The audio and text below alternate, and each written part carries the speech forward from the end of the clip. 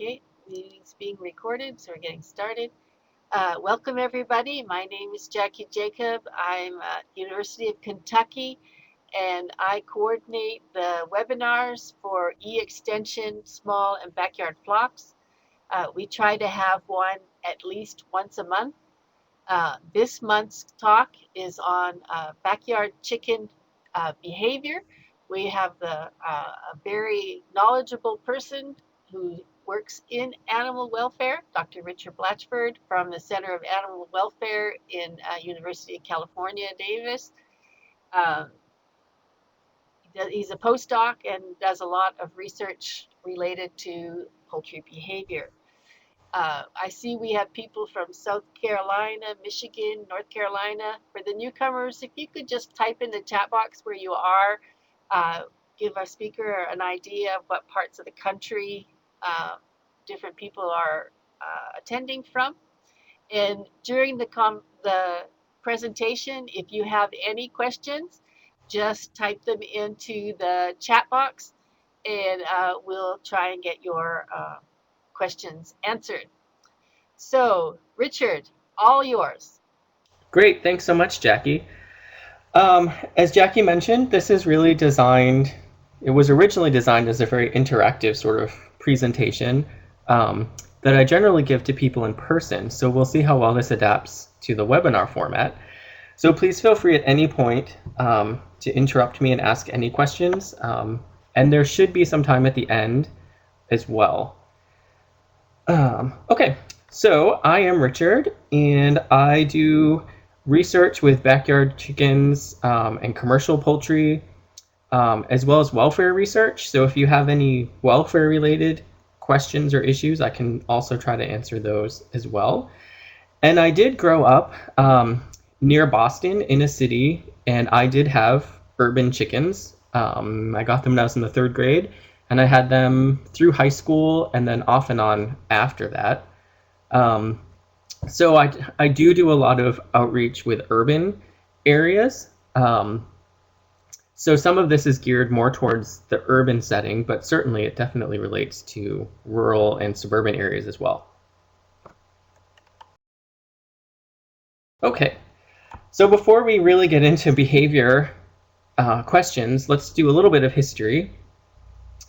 So chickens have been domesticated for somewhere between 8 and 10,000 years.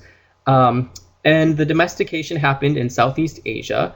And all of our domestic breeds of chicken are descended from the fowl that you see pictured. That's the red jungle fowl.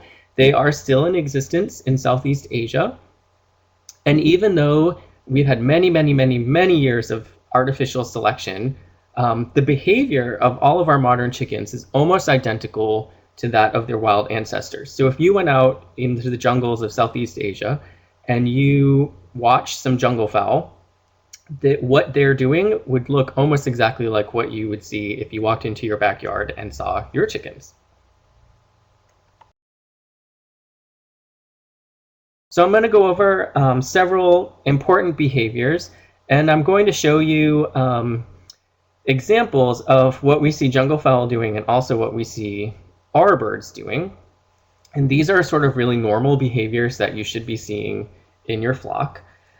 So we're going to start with foraging behavior. And foraging behavior is a really important behavior for chickens. It's how they find their food. And with jungle fowl, they can spend up to 80% of a day engaged in this one behavior. And as you can imagine, they probably don't eat a lot of high-calorie, protein-dense foods unless they can come across a small lizard or something like that they can catch. So they have to eat a lot of food. So they spend a lot of time looking for it. And with jungle fowl, if they're kept in captivity, even if you offer them food, they still perform the same amount of foraging behavior. So we know that it's something that is really important for them to do, and maybe has a sort of internal drive. And I wanted to mention something interesting that we do as welfare scientists when we try to figure out how important a behavior is for an animal. There are a couple tricks we can do to actually ask them, how important is this to you? And one of the ways we can do that is by asking them to do work, to access something. So if we give poultry food and we give it to them in a dish that we cover with a weighted door, and they have to actually lift the door to get to the food, we can figure out how much work are they willing to actually do to access the food that's in front of them. And it turns out that poultry are pretty, as you would imagine, motivated. So they'll do a fair amount of work to access food. Obviously, the hungrier they are, the more work they're willing to do. But we also discovered, and this is true for most animals, if you offer them feed that they can access freely, so just a dish of food, and you also offer them at the same time feed that has a weighted door, they'll actually prefer to choose the feed that they have to do work for rather than the feed that they could just freely eat. So we know that there's some kind of drive that's really important for them to perform this sort of foraging behavior, to do this work before they actually consume their food. And we also see in commercial industry birds that are kept in cages that they also forage, even though they don't actually have anything but a wire floor to forage on. They still perform this behavior. So foraging behavior is really important for your birds. It's something that you should see them do a lot of, and that's completely normal. So another important behavior is perching and roosting.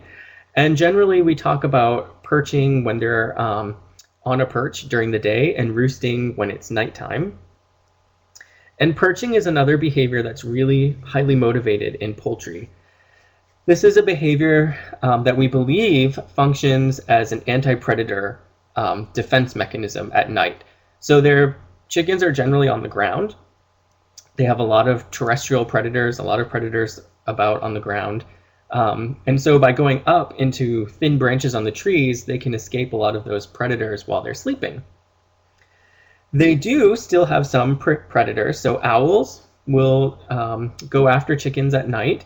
And so we also see not only do they go up into small branches, but they do it generally in groups. So you almost always will see your birds come together. Even if they don't really get along during the day, a lot of times they'll still come together and perch and roost and sleep together at night. This is another behavior that's been studied, and birds will actually do a lot of work. So they'll push through a weighted door to access an area where they can get to perches. And perch design is really important. One, you want to make sure you have enough, enough perches for all of your birds to perch at the same time. And it's generally about 6 inches of perch space per hen or rooster is what you want to give them. And this is important because perching can be a valuable possession. And we're going to talk about social dynamics in a little bit. But this is an area where social dynamics come into play. So you can actually get some aggression if you don't have enough perch space for everybody to use. And you also want to make sure that if you have multiple perches, that you space them so that a bird on one perch can't reach a bird on another perch, and that they're not on top of each other. If a perch is on top of another one, you can get the higher bird defecating on the lower bird, and that's not good for the lower bird's feather condition. But also if they can reach each other across perches, sometimes you can get aggression in that case as well. Dust bathing is another really interesting behavior. I said foraging behavior takes up a lot of their time. Dust bathing is a really important behavior that does not take up a lot of time, and in fact, most birds will only dust bathe for about half an hour every other day. So really, they don't engage in this behavior very often. But this is a very positive social behavior. So this is a behavior that the birds do together. It oftentimes will help increase bonds and reduce aggression between birds. So it's a very good behavior to allow your birds to do. We know that birds will dust bathe even when they're on wire floors, so they don't have dirt or anything that they can work up into their feathers. And this is called sham or vacuum dust bathing, which simply means that they're dust bathing in the absence of any sort of substrate. And not to get too detailed into it, but they actually, when they're dust bathing on wire, they change the way that they do the dust bathing behavior. So it's actually incomplete. And we believe that this could lead to some sort of frustration. So it's important to give your birds access to litter. And you can do it even if you don't have a large dirt area for them to dust bathe in. You could give them something like a cat litter box, and you can put some sand will work perfectly fine. And you could give that to them once a day for an hour or so, and they will go right over, dust bathe, and get all of the benefits from that. Why do birds dust bathe? It's believed there's two main sort of hypotheses that we believe is why it causes this dust bathing behavior. One is for help in removing ectoparasites. So they're working the material up into and onto their skin, and it may help remove some ectoparasites.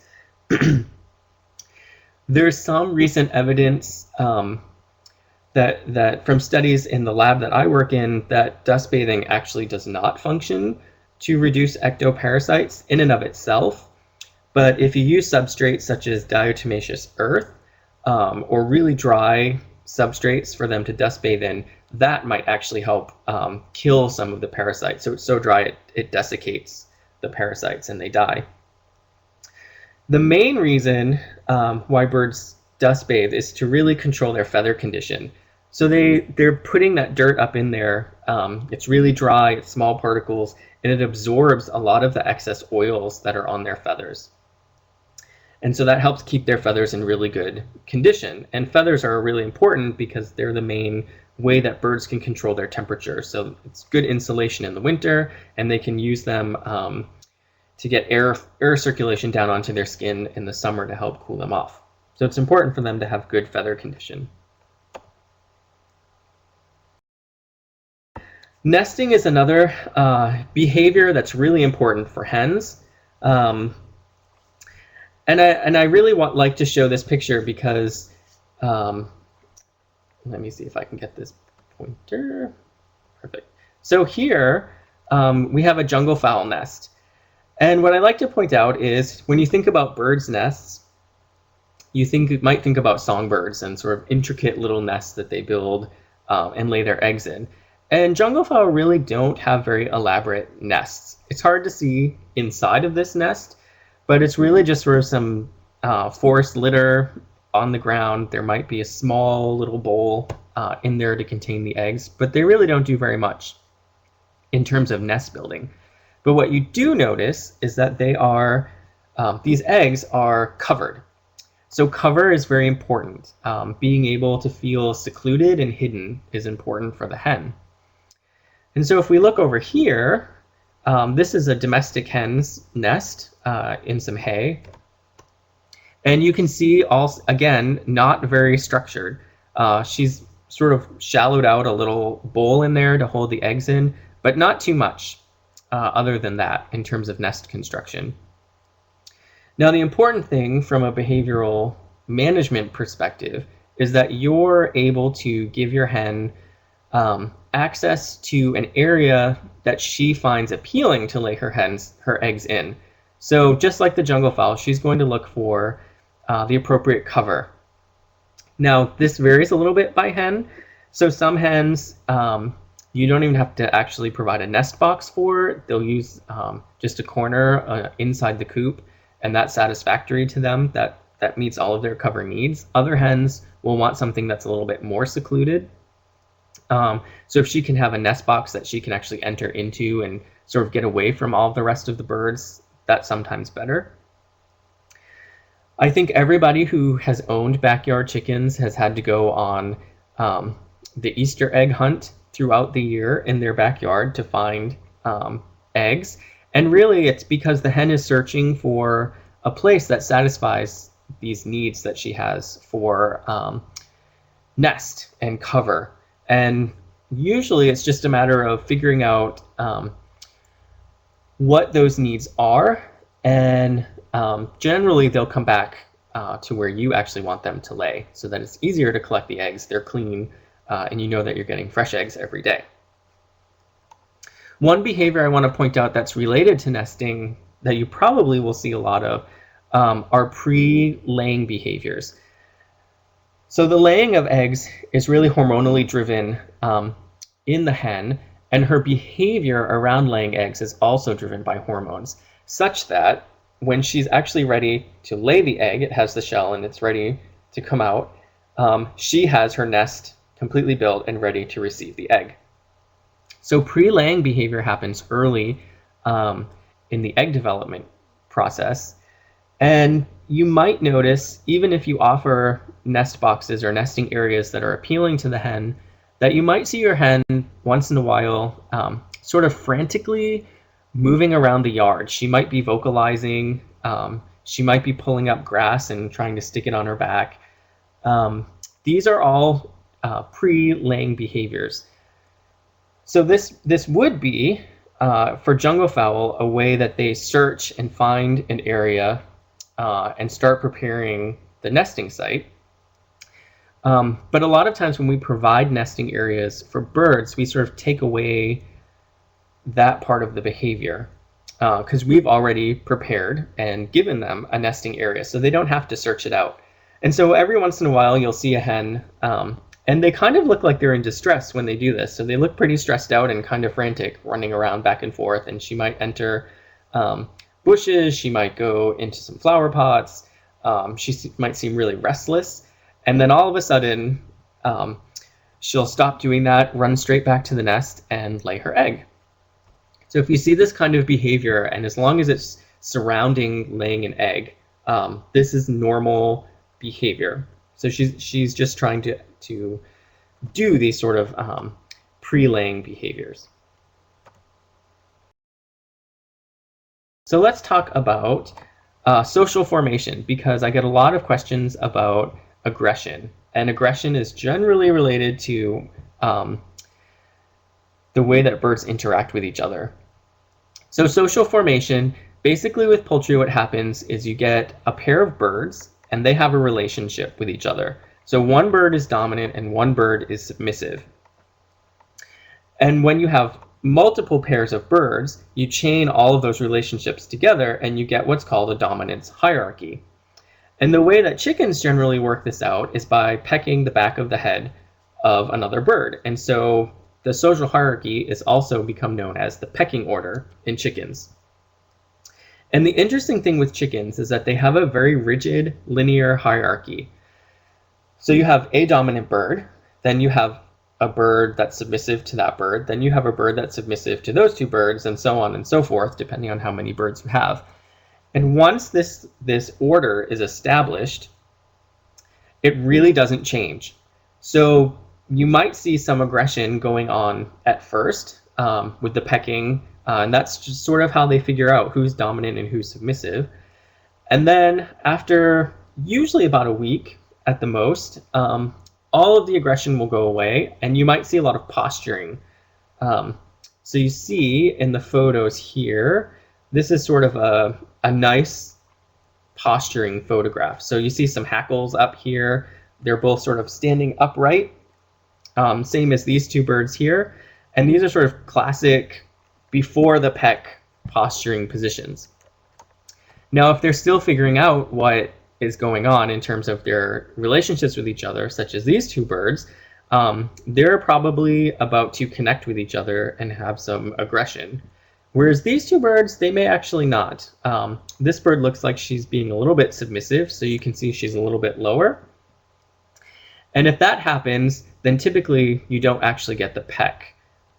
They'll stand here for a few seconds and then go off. So they just sort of remind each other where they are in the pecking order, and you generally don't see too much aggression. Every now and again you'll see a peck, so a dominant bird might actually, around a food dish, peck at another bird, and that's usually okay too. They're just being a little bit more assertive.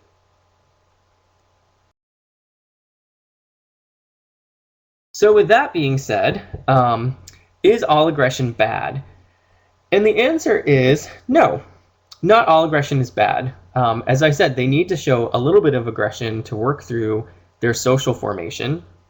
And then once that aggression is over, You generally don't see too much. Now, if you introduce a new bird, or if an individual dies, you might get a resorting of those individuals because you've either introduced somebody new, so they have to develop those relationships again, or if a bird dies, you have a vacuum sort of in the pecking order, and they have to try to figure out, okay, where do I stand now? And you might get more aggression showing up around that, and again, it should die down in about a week. So when is aggression bad? Aggression is really bad if it results in injury. You want to try to avoid that at all costs. And when do you intervene? Um, when people socialize birds, I generally recommend that you do it in your presence. Um, you want to first let the birds get used to each other, so actually not allow them physical access to each other if that's possible. Um, Maybe you can do it through a fence so they can see each other, but they can't actually access each other. And then when you feel that when you feel comfortable introducing them, that you do it when you're there so that you can intervene if you think that any of their aggression is going to lead to injury. Can aggression be reduced? Yes. So you can try to reduce aggression. In this picture here, there are some hens who are kept inside a coop. And one of the ways that you can reduce aggression is to redirect their behavior in some other way. So this is sort of using the idea that foraging is really important to poultry. This person has tied up a bunch of greens and they've hung them from the roof of their coop, and so that the birds have to go and peck to get the greens. And because they're tied to the roof, it can sway back and forth, and it can take up a lot of time and distract them. So you can do that sort of thing, redirect that aggressive behavior. Once in a while, you get a hen who's just very aggressive, and I usually call them bully hens. And it's just something in their particular demeanor that makes them very aggressive, and you might have a really hard time reducing her aggression towards other birds. And it may be that she shows most of her aggression around resources. So she might do it around the food bowl. So she's not letting other hens eat without getting harassed. She might do it at night on the perches, like I had mentioned about perch design. And in that case, you can do something. So you could offer two food bowls that are far enough apart that she can't protect both of them. And that can help because then you give the submissive hens an option. So they can go get harassed, or they can go and eat at the feeder that they're not being harassed at, but they have the option to go either place. Sometimes if it's bullying like at night, sometimes you can't do a lot about that. And if your bully hen does cause a lot of aggression, you might want to think about either separating her or removing her from your flock, because you don't want a bird that causes a lot of injury.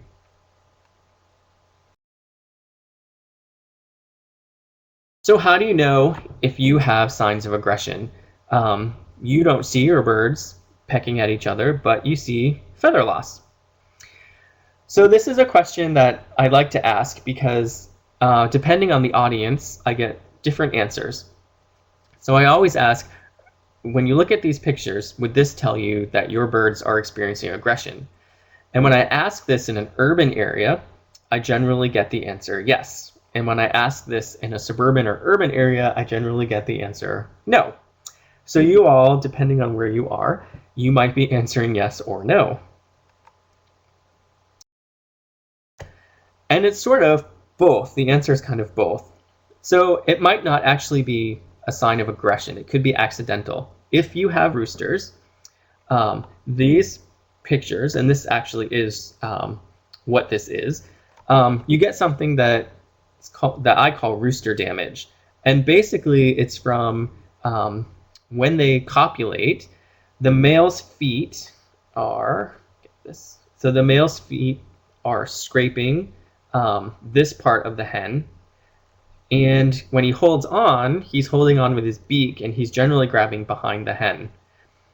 So if you have a lot of roosters compared to your number of hens, or you have some very overactive roosters, you can see a lot of this type of damage. Now, these feathers will generally grow back unless there's some follicle damage, but that doesn't typically happen. Or you can get these products that are pretty commonly made now. They're called saddles. And you just put them over your hen, and it's basically a heavy cloth that helps protect the area where the rooster's feet would be scraping. Now, it could also be a sign of aggression. So anytime you see feather loss, you want to investigate for aggression in your flock. Generally, if you have aggression that's being shown through feather picking, you're going to see it here on the vent area, and this is a hen and a rooster who both have feather loss. And you'll also see the back of the neck and the top of the head. These are sort of favorite areas for birds to start picking at. So if you see these sort of signs, you definitely want to check and make sure you're watching and making sure that you don't have a very over-aggressive hen. And with feather picking, a lot of times it's easy to tell who the culprit is because most of your birds will show signs of feather loss, except for one, who will not have much feather loss at all. And she or he is usually the one that's doing the feather picking.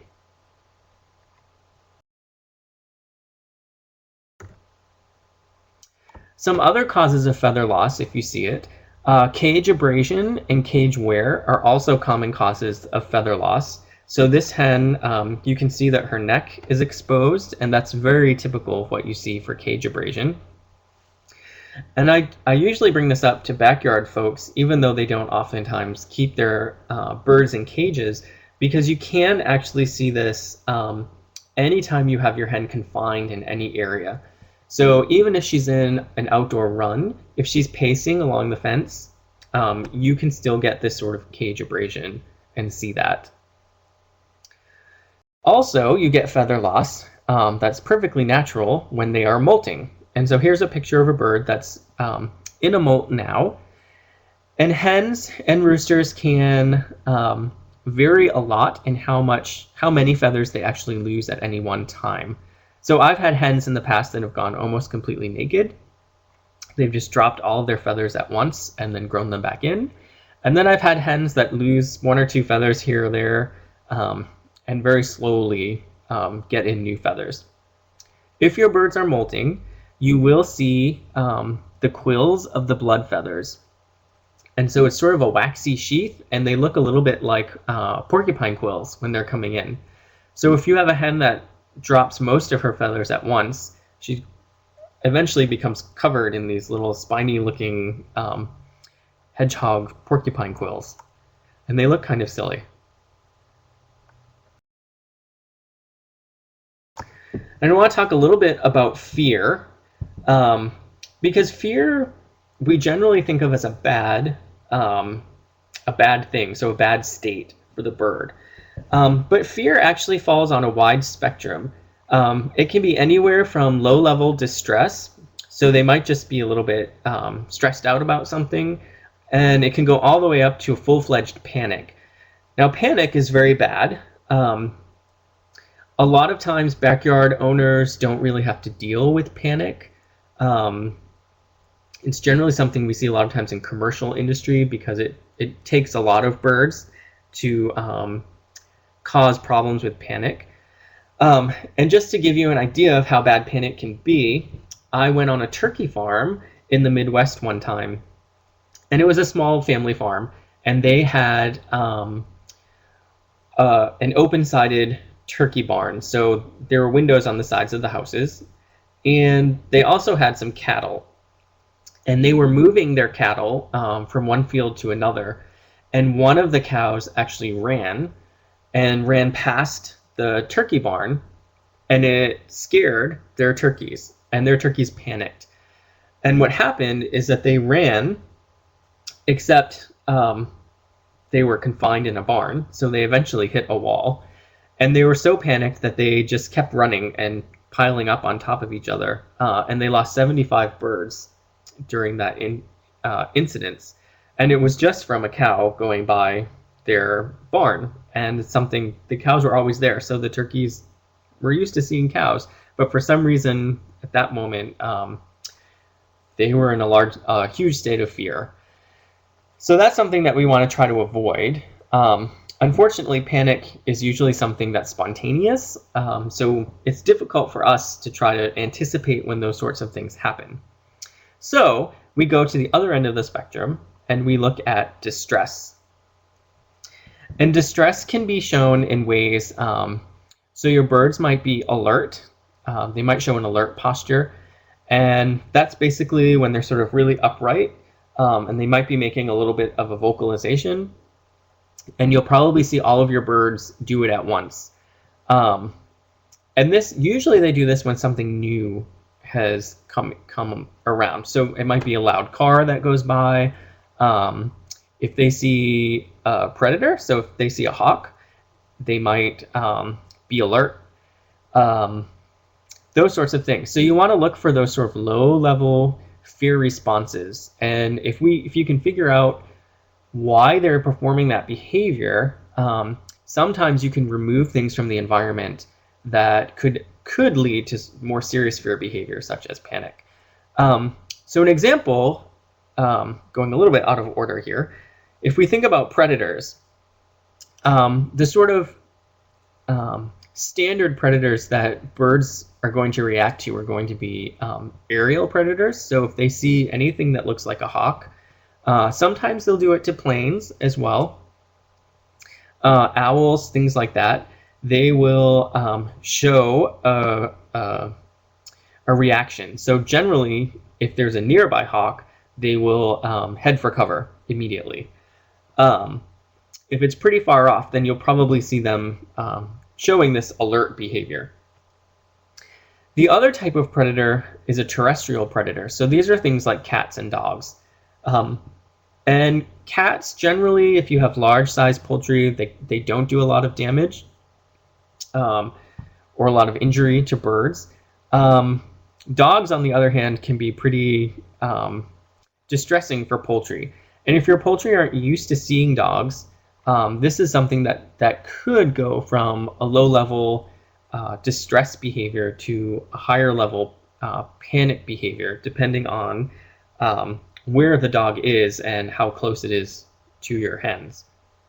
So if you get a new dog, and say your hens were used to another dog that you had, they may not translate that not to be afraid of dogs from the one dog they were used to the new dog. So if you see a lot of alert behavior or these low-level distress behaviors, and you've just introduced a new animal, it could be that they're responding to that novel animal.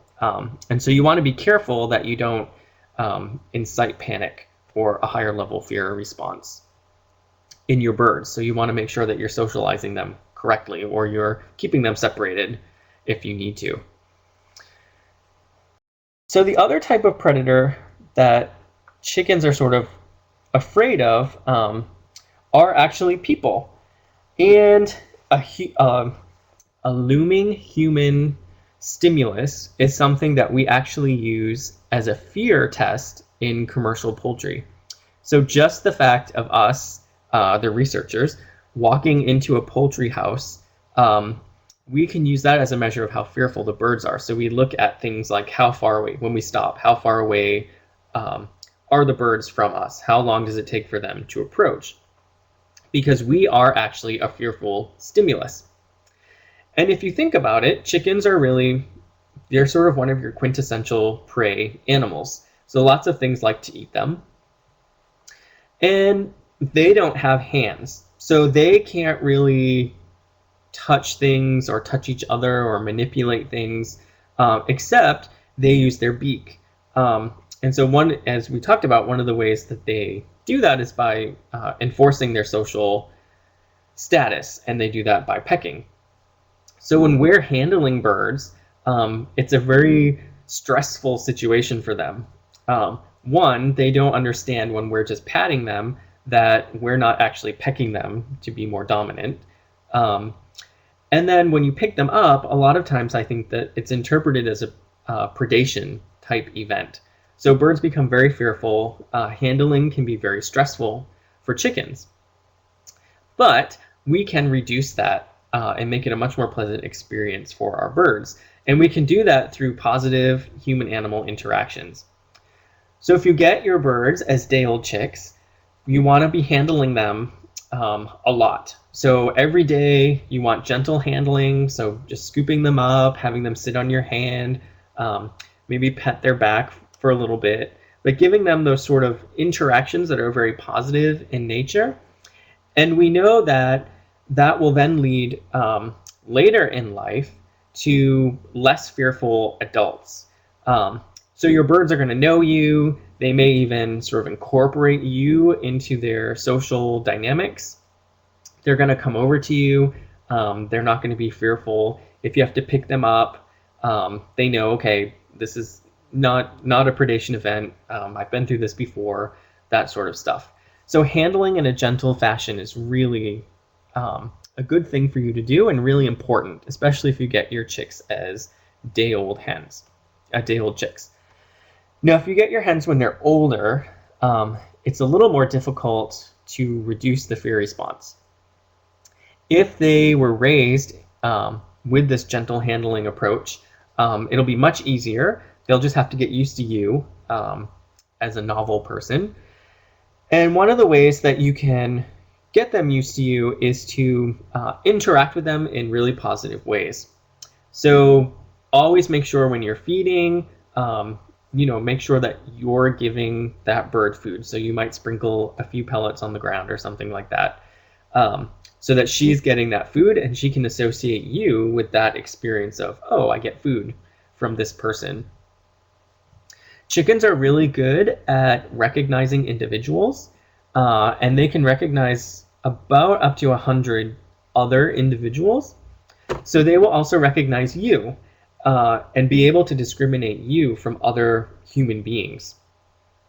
So if you have several members of your family that interact with poultry on a regular basis, you want to make sure that everybody is going out there and doing these sort of positive behavior, positive interactions with the new hens, so that they know all of these people are people that I can trust and I don't have to be afraid of.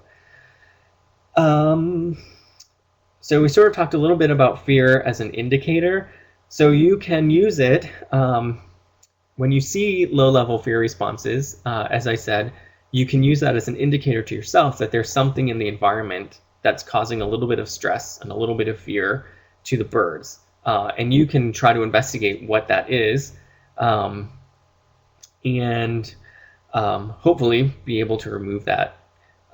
And if you are successful at removing it, you will know because you won't see those fear responses anymore.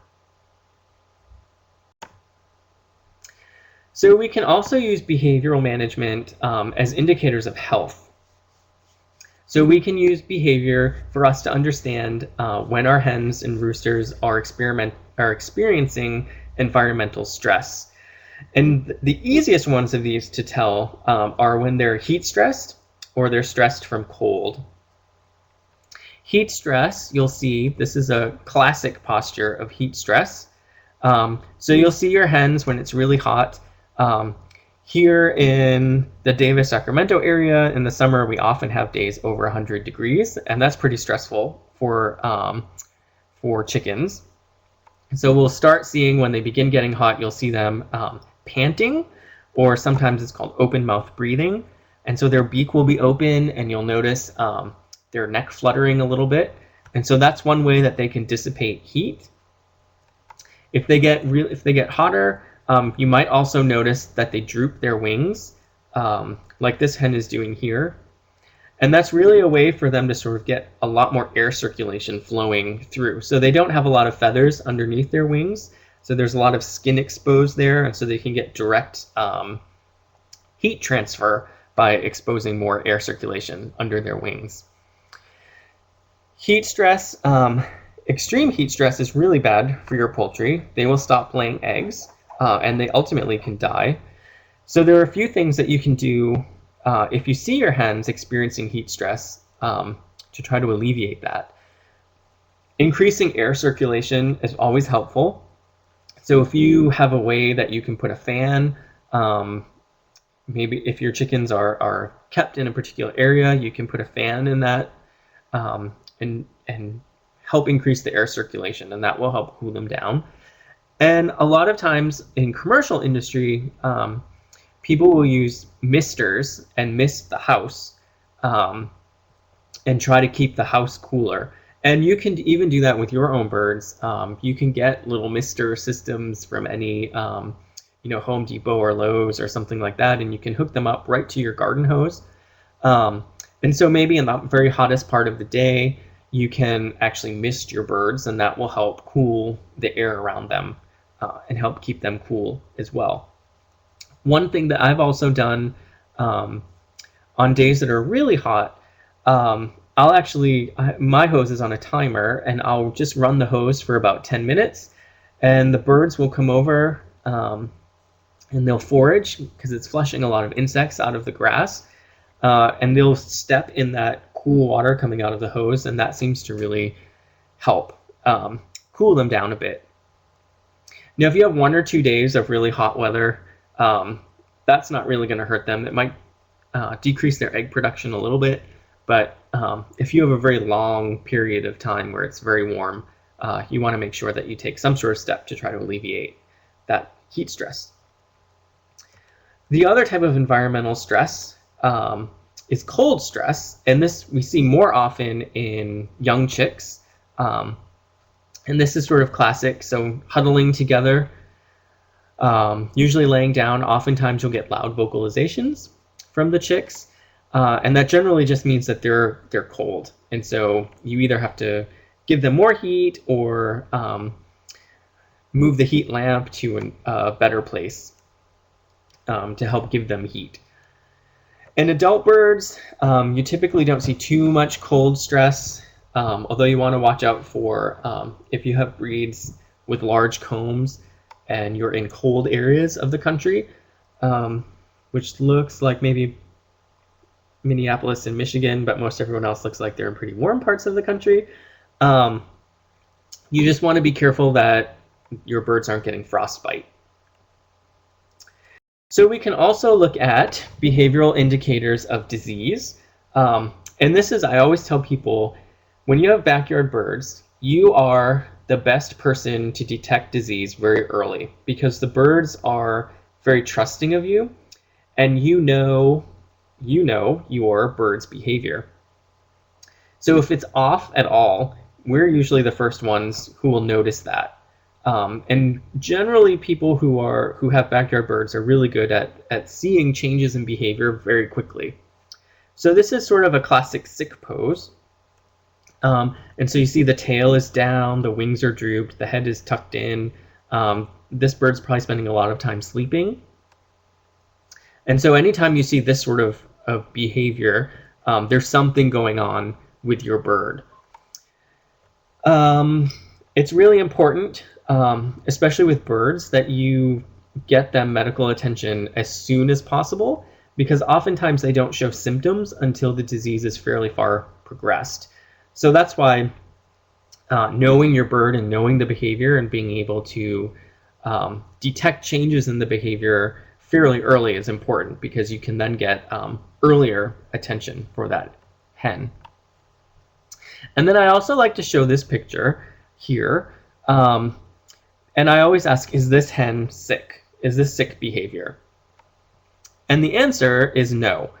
So she's actually doing something called sunbathing. But it's a behavior that you may not actually see very often. And it can be very surprising if you're a first-time chicken owner. So sunbathing, generally what they do is they'll get into a patch of sun. They'll lay on their side, stretch their wing out, kind of fluff their feathers a bit, and then oftentimes they'll even actually lay their head down on the ground as well. And if you just look out your window and you saw a bird doing this, you might think, oh my gosh, my bird just died. Because they are motionless and they just lay there, and they do really look dead. And then you sort of panic and you go out there, and as soon as you get close, the bird pops up and walks away and you're left scratching your head like, what just happened? Is she sick? So sunbathing is not a sick behavior.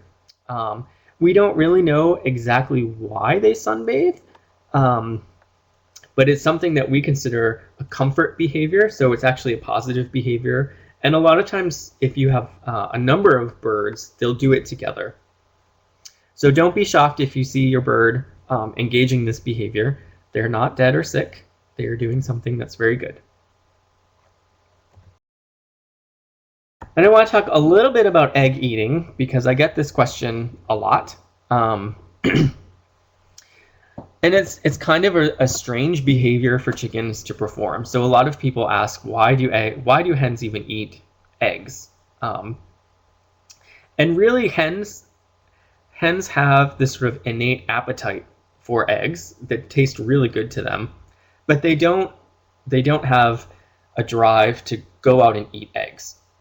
So egg eating generally happens by accident, and typically it will start um, either you've left an egg in the coop too long, or there's a little bit of a scuffle at the nest, but somehow an egg gets cracked, and a little bit of the white oozes out, and the chickens get curious and want to think, what is that? And so they peck at it and they taste it, and it tastes really good. And so egg eating is actually a learned behavior, and it can almost become addictive to your birds. Um, so much so that egg eating in the extreme can actually lead to cannibalism in your poultry, because hens will learn that eggs come from other hens when they go in the nest, and an egg eater will hang out at the nesting area and wait for a hen to go in.